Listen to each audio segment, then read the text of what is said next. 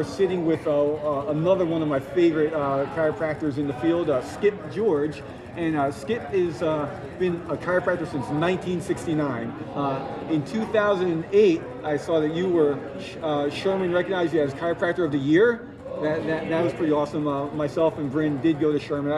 You went to Palmer, is that right? Yes, I went to Palmer. Awesome. And Skip practices in Lancaster, PA. I had a chance about a month ago to go visit his practice and see it. It's an amazing part of the country. But we are here to talk with Skip today about a few things. Bryn, why don't you start off with a question for Skip? Sure. Good morning, Skip. Good We're morning. excited to have you here this morning.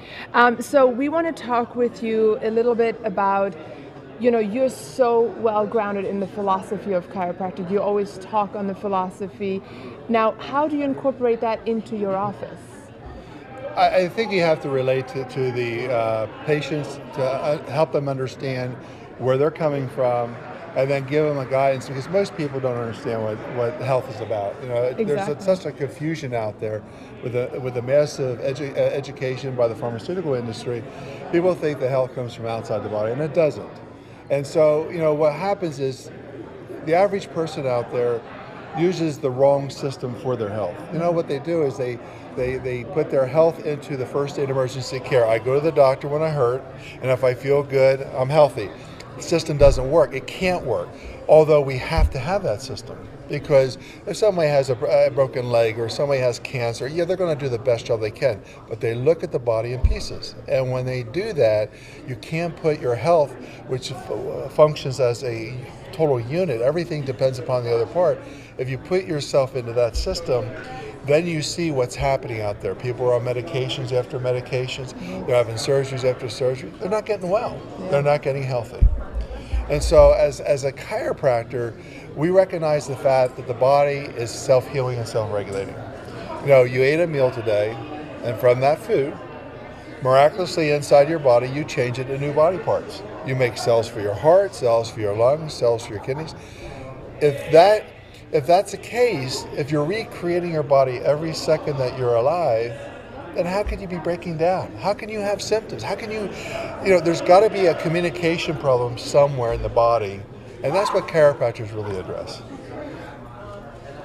That communication in the body. The communication. And how do you communicate that with your practice members? What are the little things that, those little morsels of information that you give to them that makes that message sink in, that they really understand where we're coming from, because they're being bombarded day in and day out by the exact opposite message of what we have? Well, the first thing is the brain and the nerve system are the first organs created in the human body. All right, it's the only system that's protected by bone. The skull protects the brain, and the spinal cord is inside the backbone. And it's the only system that doesn't replace itself. Mm-hmm. The one you were born with grows with you, and it has memory.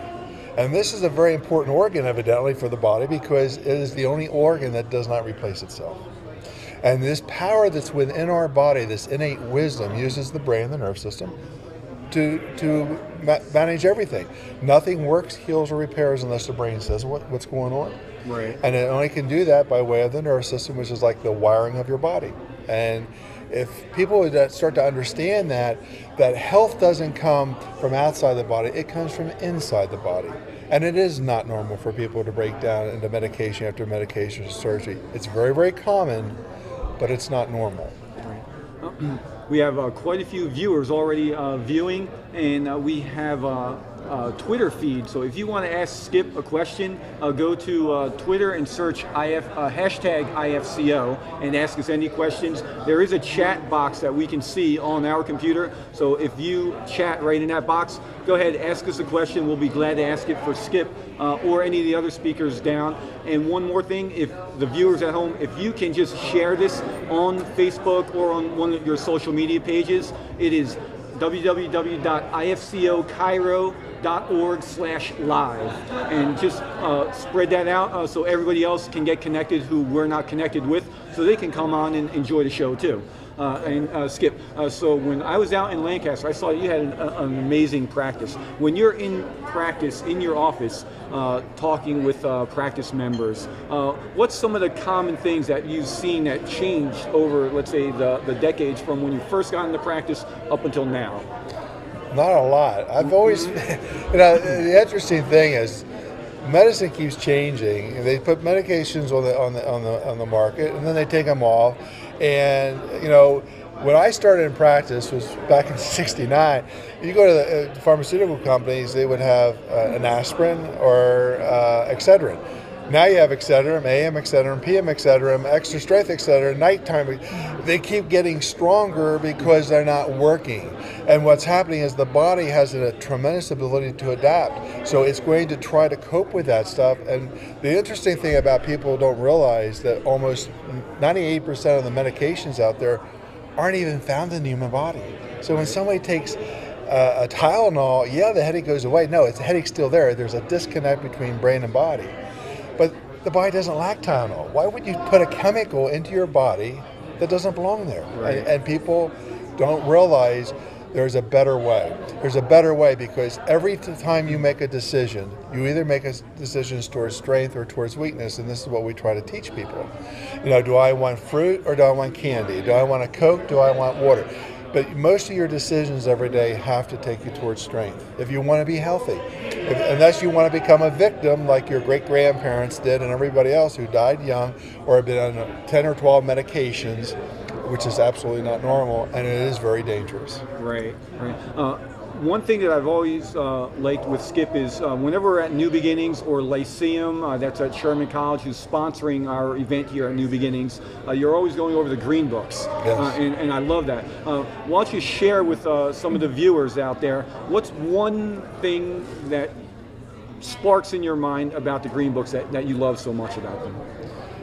We are so fortunate to have an innate wisdom within our body that runs, regulates, stimulates, repairs us without us thinking about it.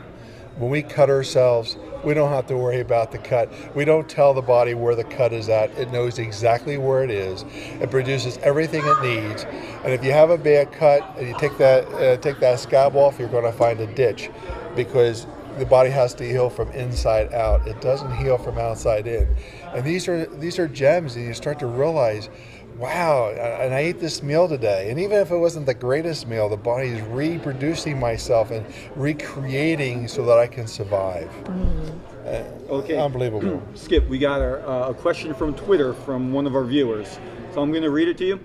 Okay, Skip, what types of spinal issues do you see in rural, hardworking areas like Lancaster that you might not see in areas where people don't work so much with their hands and backs? It's pretty much the same everywhere because what it is, it's not the physical thing, it's not necessarily putting it out. When you overload stresses in the body, whether it be a physical stress, emotional stress, chemical stress, and now even the electrical stress of all the phones. When you overload those stresses and the body no longer can handle that stress, what happens is it creates misalignments in the spine. And when that misalignment occurs, it can interfere with brain and nerve tissue. And so the messages are not as clear. They're not crystal clear, so they may be garbled or whatever.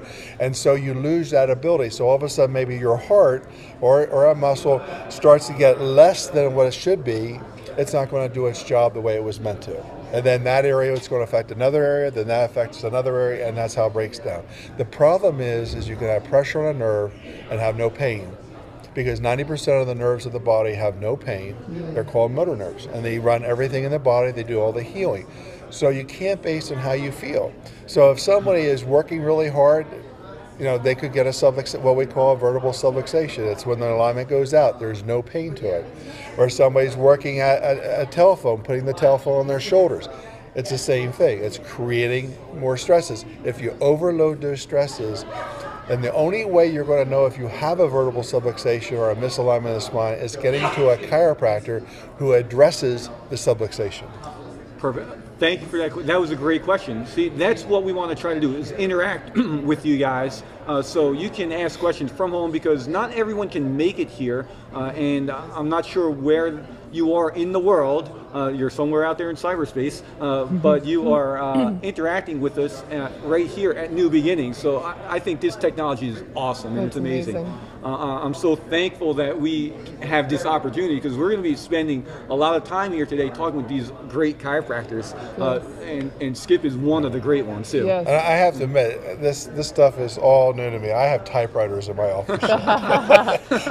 We're starting with Facebook. You're getting the hang of Facebook. We're slowly getting through this. Well, Skip, right there. Yeah.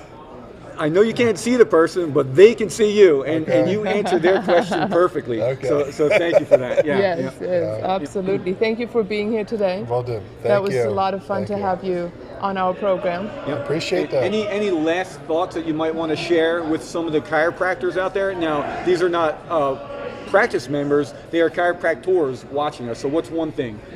The biggest concern that I have is that chiropractors are not going to find out more about the philosophy of the green books. They need to go to like New Beginnings. They need to go down to Sherman. They need to join organizations like the IFCO, so that you become ingrained in your philosophy, because it's your philosophy that takes your chiropractic office from a business to a life. And when you do that, you take it out of that business world and it becomes part of your life, you start having fun in life, you start to enjoy what you do.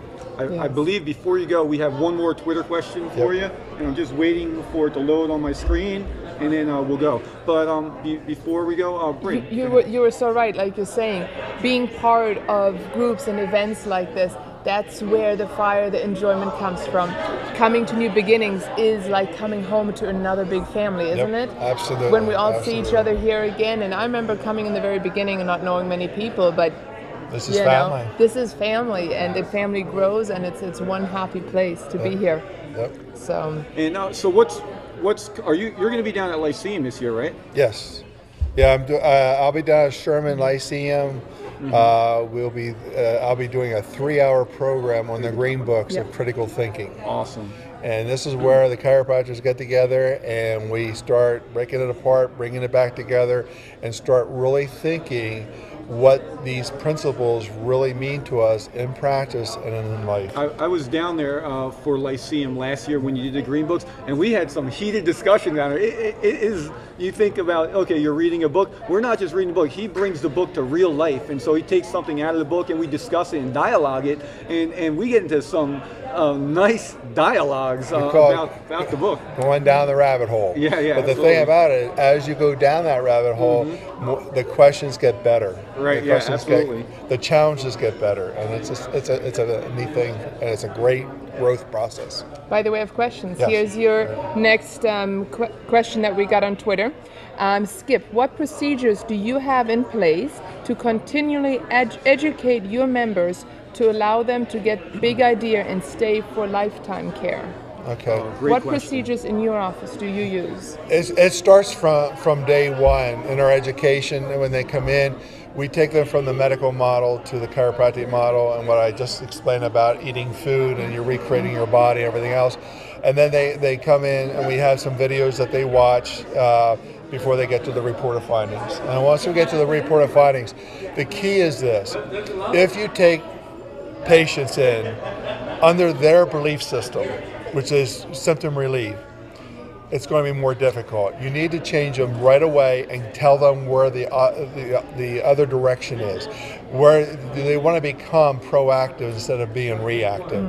And when you start that, you no longer talk about symptoms. You're not even chasing symptoms. Symptoms are just signs. It's like the smoke, but never getting to the fire. And so when you start to educate people to realize that the symptoms are indicators, that has nothing to do with that, because everybody knows out there, you could have heart disease, you could have cancer, you could have a tumor developing in the body for years and years and years and feel great when you all of a sudden now you have the symptom. All of that stuff that they do out there about treating symptoms would make sense if symptoms were the first sign. They're not. They're the last sign. Yes. So it's very easy for the chiropractor to help people understand that, and that the decisions they make today are going to be what they're going to be for the future. And it's very easy for people to stay with you. And then you do newsletters and you communicate with them, and periodically, this is the interesting, ask your practice members, your patients, what is a vertebral subluxation? And you'll see if your educational system's working or you need to work on it. Because they're either going to know it or they don't. Right. Great question. I believe that question came from Rhett. Rhett, thank you very much. And Skip, it's a pleasure. I love chatting with you. You know, all these guests that we're having, they're all dynamite, Yes. and they're great speakers here at New Beginnings. We're live broadcasting on the IFCO-TV from the IFCO booth here in Long Branch, New Jersey. And to get to that, you go to IFCOchiro.org/live Yes. to watch us, to put your questions in Twitter and get them answered right on the spot. Yep, and that will be #IFCO on the Twitter feed. All right, Skip.